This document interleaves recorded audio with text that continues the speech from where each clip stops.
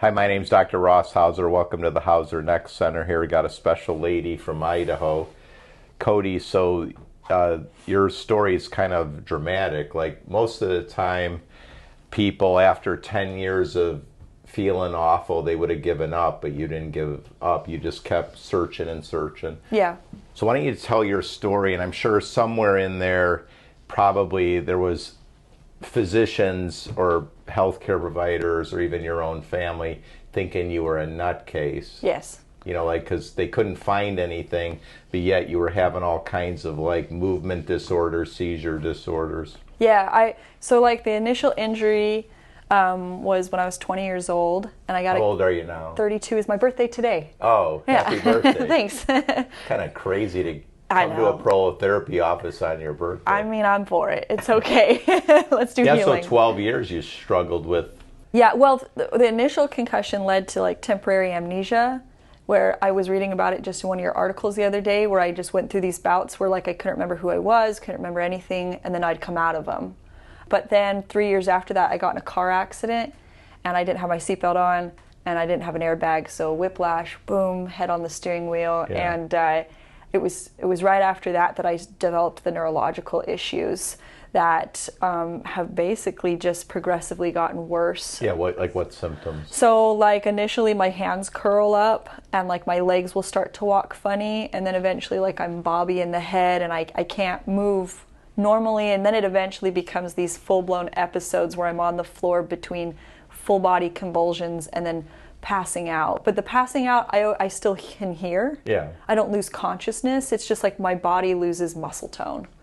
And that's been going on for years and years. My kids know So basically now else. you know you had dystonic storms, basically. But nobody told me that Okay. name Okay. until I found your website. Okay. And so, yeah, I've been to dozens and dozens of doctors of every field you could imagine. Just out of curiosity, obviously at some point somebody must have filmed you having these episodes, right? Yes, my husband, yeah. Right, so then you go to a neurologist or you go to somebody and you show them, Yeah. like, in other words, something's happening to your body, it's not under your control. Yeah. So they would never say that this is like a type of seizure or... No, it's a dystonic the storm. the only neurologist that actually took on my case argued that it was migraine related. Okay.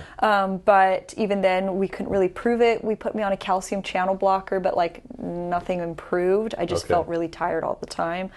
So, and the last neurologist I saw was 2 years ago. He printed out everything I sent him, which was like a book, and he waved it in front of me. Says, "If nobody else has been able to figure you out, I'm not taking you on as a patient." I'm so sorry. Yeah. So it's just, but I was used to that. I think in a weird way now it fuels me. Right? I'm like, all right, fine, you're not going to figure it out, I'll figure it out.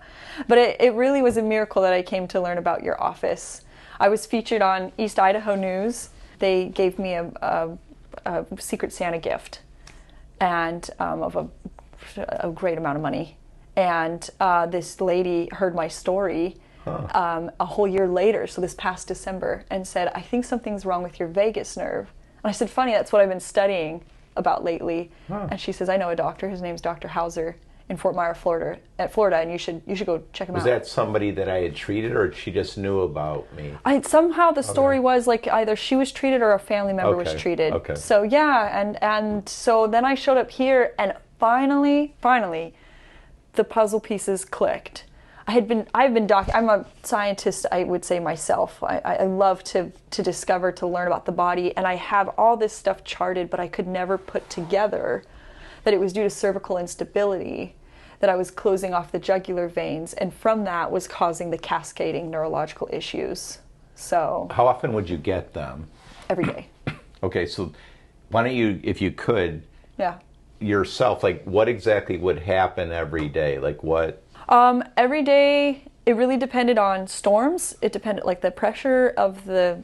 So a storm coming in could start. affect it, yeah. Okay. Bad night of sleep could affect it. So like right off the bat, it depended on several things if I was going to start okay for the day. Some mornings I would wake up already unable to get out of bed, just curled up. Okay. And like you're getting stiff, like your whole body's like stiff. yeah, it's like origin to insertion on all of my muscles, just Okay. like pulling Okay. and in weird directions. It was never pretty. And But if I started off okay, I knew that heat was a factor. I couldn't do heat. I knew that just noise was a factor. I couldn't do too many lights, couldn't do too much noise. Haven't been to a movie theater in years. I couldn't do so much. Anything that overstimulated my nervous system would cause me to wear out faster. And I have 2 little kids. So I had to give everything I had to them because, so by 3 to 5 o'clock in the afternoon, I was gone the rest of the day. The rest of the day I was in bed because my seizures wouldn't quit. I couldn't. And then eventually it gets so bad that I start losing everything in my stomach, and my heart palpitates so erratically that I couldn't breathe. So, and I've been to the ER several times for it, where it looks like I'm having a heart attack, or it looks like, but I just usually get sent home with no idea. It must have been a psychological episode. What was your understanding after we did the diagnostic tests here? What was your understanding of what was causing it? Well, the head pressure from these concussions had never come down. Mm-hmm. That was like a big thing for me. That, and then the fact that like my vagus nerve was half the diameter that it should be, was huge for me, because it really went to show that because I mean, the vagus nerve touches all of your organs. Mm-hmm. And so if that's not functioning optimally, none of your organs, my heart's falling apart, and I never was born with a heart problem, and I'm young. I shouldn't have regurgitations in my heart and a distension in my right atrium at such a young age. So you're saying the echocardiogram or cardiology found what with your heart? So I had 2 valves regurgitating. Okay, like the tricuspid regurg. The tricuspid and the pulmonic. Okay, pulmonary. And, my pulmonary valve. Regurgitation. And then that was already starting to get chambers of your heart enlarged. My right atrium is now enlarged. For a while when I was pregnant, I had preventricular contractions and preatrial contractions. Okay. But I didn't ever have heart problems before. Okay. And when the cardiologist, I mean, he really tried. I really have to give it to him. He put me through every test, and at the end, he told me, I have no idea. He says, I wouldn't know what nerves to, like cauterize, basically? Yeah. Or cardiovert. Yeah, or what to fix. He says, I'll basically just have to see you when your heart falls apart. You never went into atrial fibrillation, but you had all these extra beats that make you at risk of... Yes. Having a heart arrhythmia, but there was times where clearly your heart was beating way more than it should be. Yeah, it was like not only fast, but like also like not in a pattern it should be. Like some nights I'd lay down and I would listen to my heartbeat just really struggle. And then, you know, a lot of the patients that come here, they have like dizziness, they have vertigo, they have blurry vision, they have digestive problems. Did you have any of those? Yeah, blurry vision, double vision kind of thing, digestive issues, dizziness. Did you have visual snow where it looks like through snow? Okay. Yeah. And then you had migraines or not? Yeah, for a long time there, I think I found some things that kind of helped with that, though. Okay. So, but yeah, migraines would wipe me out often. Especially through college, because I wasn't getting any sleep going through college with this. But I wanted to graduate. The whole time you were having this, your husband, like you've never been healthy. No. Yeah, we were dating for only 2 months when the neurological stuff set in. He's like a saint, though. He is. I kept breaking up with him because you're not feeling good. Well, it's also, I know this was going to be a long road. Okay. I wasn't sure what this road was going to look like, and But he just stood by you. He's been through it all, and he's been amazing. Wow. Yeah, he's a saint. It shows you, man. There's good guys still out there. There is. There really is. Yeah. And I think if you can really have an understanding that marriage is not temporary, it's meant to go through thick and thin. Okay. Then you can really. It's a beautiful thing. So the original question I had asked you was. Because, you know, you did the digital motion x-ray, you did the cone beam. Yes. You had all these different kind of tests. What was your understanding of the structural problem that was causing your dystonic storms, causing the vagus nerve issue? Like, what was the structural thing? Well, interestingly, I think anything I had ever been tested for, it was always my arteries. And we found the problem in my veins. Okay. So jugular vein. Jugular vein, yeah. So like this, my left side is extremely small. My right side is like a giant because it's had to compensate for when I turn my head. I'm not going to do it too much because I'll throw things off. But my C1, C2 slides so much that they are pinching Okay. off. And then we found that my stylomandibular ligaments are calcifying. And so that plus the sliding of my vertebrae are causing those veins to be completely pinched on my left side. Okay. And then partially to almost completely pinched on my right side, depending on which way I turn my head. So tell me, how have you been? Like, I think I first saw you, 3 or 4 months ago? No, 6 weeks. I've been doing fast track. Oh, you are? Okay. Yeah, so I'm on my 4th treatment today, but I've been doing it every 2 weeks. Okay. I've been staying here. Just because it's easier, because traveling is like horribly hard for you. Yeah. When I travel, the change in the airplane makes it way worse. I have seizures and fainting the whole time. Okay. So, but since I've started prolotherapy, I've only had 1 day of seizures in 6 weeks, which is the first time in years. You're saying you were having it every day, like multiple times. Like how many? What would be a bad day for you? How many seizures? Yeah, like 10? No, like 50, 60, 70. Wow. And fainting episodes that were just nonstop. Wow. So yeah, I feel like I have a life back, which is more than I could have ever dreamed of. That's awesome. Really nice. So I'm very grateful. I needed to meet a mad scientist like you. Yeah, I'm almost as nutso as you. I know, it's beautiful. Yeah. But I mean, you've taken the time to study your craft. And people like me need doctors like that who are passionate about helping. I was talking to somebody, like when I first started, so I joined Dr. Hemmel in 1993, so let's say 30 plus years ago, 31 years ago. And I graduated medical school in 1988. Then I worked at Heinz VA in Chicago. Right. Most of the doctors back then, they were independents. So we don't realize, if everybody gets hired by the hospital or everybody becomes a government worker that's in healthcare, in so many ways we're going to lose innovation. Because like when you come here, I think when you first came here, didn't I do some specialty exams on you? Yeah. Where we had you wear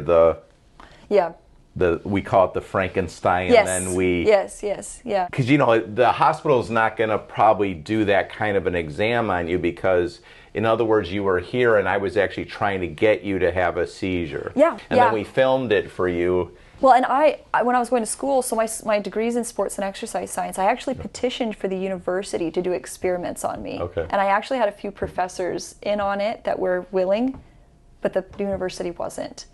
And which is fine. Like they had their own reasons for it. But like I've just been waiting, wishing, hoping to find a doctor who isn't just going to look at a textbook and think that that's the only way to help people. I mean, science and medicine is an individual thing. And people like me who don't fit the status quo of like if I had AFib, it would have been AFib and we would have done AFib things. But it wasn't just that. I'm a cascade of issues. I could see any doctor for any myriad of issues, but I have been doing this long enough to know which ones are just trying to please me as a patient and then ones that are really willing to take it to the bitter end. And some have tried, but they didn't know what they were really trying for. So, but you have just put all the puzzle together. And now I'm able to sit there and now I can make sure I don't move my head certain directions. I lay down every 1 to 2 hours every day so my brain drains and my brain toilet's not all stopped up. I mean, just knowing that basic information has changed my life. That's good. That's amazing. Yeah. That's an amazing story. Yeah.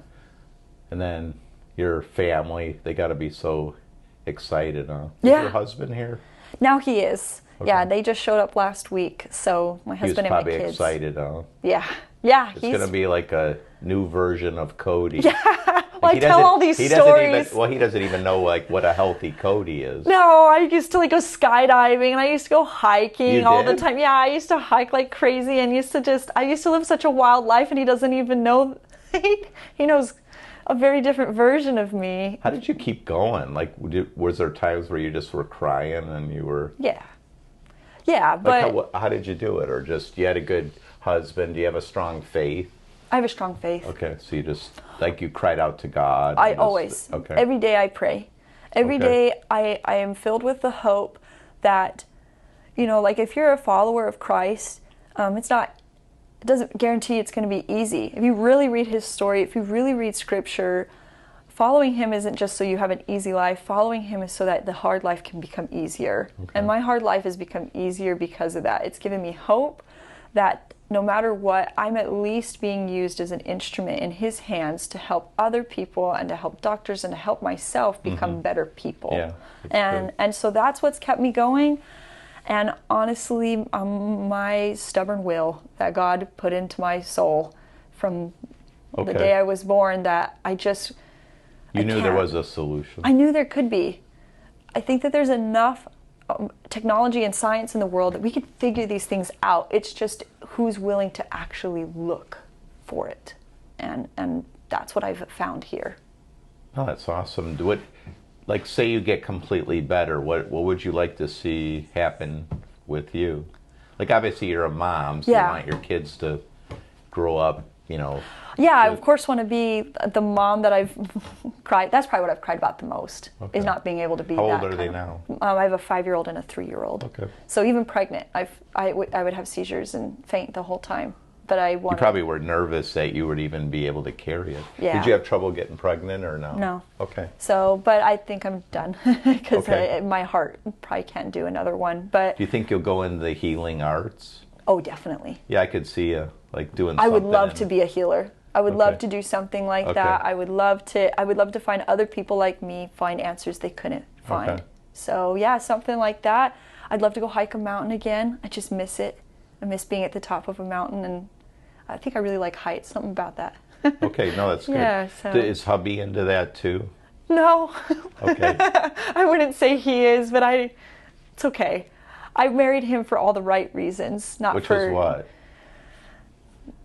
Somebody willing to go through the thick and thin. I mean, somebody just really willing to keep your faith and keep your head on your shoulders through all of it. And he has shown that through and through. And it doesn't, our interests don't have to match in that way where we both like hiking, and those are so shallow. Okay. I mean, like it's maybe really important to some people, but to me what was more important was having somebody hold my hand and cry with me and to love me in all my ugly, because it's been ugly.